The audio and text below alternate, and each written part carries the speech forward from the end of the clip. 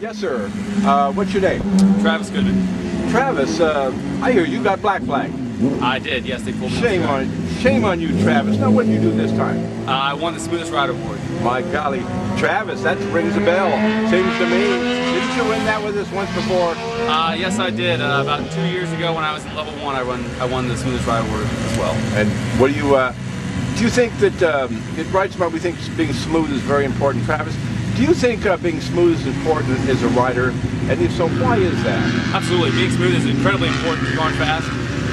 Trying to make sure the bike is not settled or not get unsettled and doesn't do anything kind of crazy. So being smooth in the throttle and smooth in the brakes is really important to keep the bike in line and going fast. That's true. Also, another thing we preach here is being consistent. Consistent with your line, consistent with your corner entry speed and everything. Do you think being consistent is important? And if so, why is that? Yeah, absolutely. Every lap trying to do the exact same thing that you do the lap before allows you to be able to understand how fast you're going in each corner and make sure that you don't go right above your head or cause any problems for yourself or anybody else. Sounds good. Also, another thing that we preach here, we feel that we advise people to change one skill at a time. Don't try to work on more than one skill, and that you try to take incremental, little baby steps when you change that one skill. Do you think that's good advice for someone? And why is that? Why is it important to develop a way of becoming a better rider, to just work on one skill at a time and work in increments? Why do you feel that's important? Yeah, when you're on the track and you're trying to pick up speed and trying to become a better rider, trying to do 5 different things at one time just is very difficult. Your brain can't really process it. So doing one thing at a time and working on just getting that one corner or one braking marker a little bit better is really important to make sure that you pick up speed slowly so you don't make huge jumps and eventually go over your head and crash. Yeah, so if you take, what's the reasoning? If you take small incremental steps, what happens versus if you take big steps, what happens?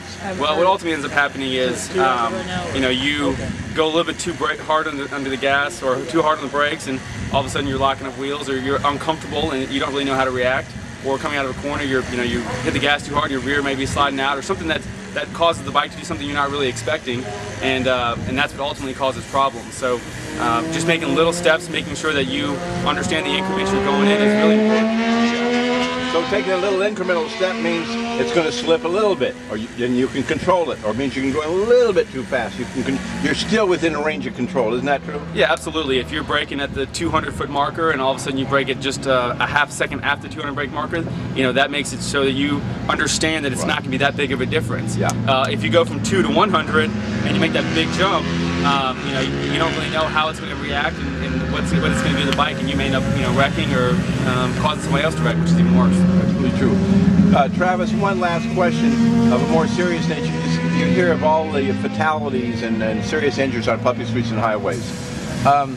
Travis, what do you think's going on there? Why do they ride that way? What is it that they know or don't know? What's going on that they ride that way? Well, I think all street riders, for the most part, haven't really been introduced to the track. Once you get introduced to the track and you realize you can come out here in a controlled environment without curbing or cars or dirt or anything like that can cause you to wreck, you just no longer want to ride in the street. You start seeing all those things, and I used to be a street rider, and I haven't ridden the street in over a year and a half now, just because I see how much safer this is and how much more fun it is, right. And I don't see any reason to go back to the street. It's just not worth it. That's true, Travis. Travis, we'll go see Blair Hart. I think Randy already got all your contact information. Yep. Okay, go see Blair Hart, and you're going to get a 11 by 14 inch photo. Great. And he's only going to charge you a double price. I know you thought it was free, but that was double price. Okay. Yeah. No, it's free, and go see him, and you'll have your favorite one for today. And again, congratulations for winning that again. And again, thanks a lot for your support for Ridesmart. I guess a final thing.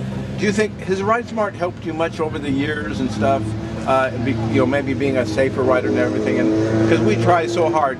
And if so, how is that? What do you see? What Ridesmart's the value of Ridesmart to the motorcycle community? Yeah, absolutely. Ridesmart's been a really big part of my development as a rider. This is where I first became introduced to the track, and it's where I do primarily all of my track days.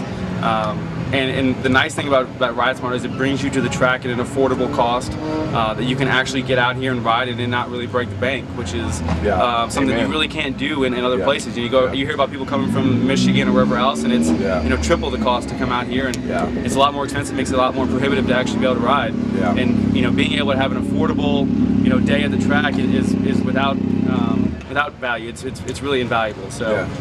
Well, that's true. We make it so that even if you're poor, you get out here. There's no excuse. In fact, a lot of first-timers, we'll even grant them free leather and boot rentals because we want people to get a chance to see what it's like to do it safely. Yeah, I mean, this is exactly the place to do it. It's where you can experiment with your riding and try little different things that make you a better rider, like improving your body position or throttle control or braking pressure, and that's all really important. So this is the place to do it. It's not the place to do it on the street. So. Travis, thank you so much, and good luck next weekend at the CMRA races. Thank you, appreciate it. You bet. Bye-bye. All right.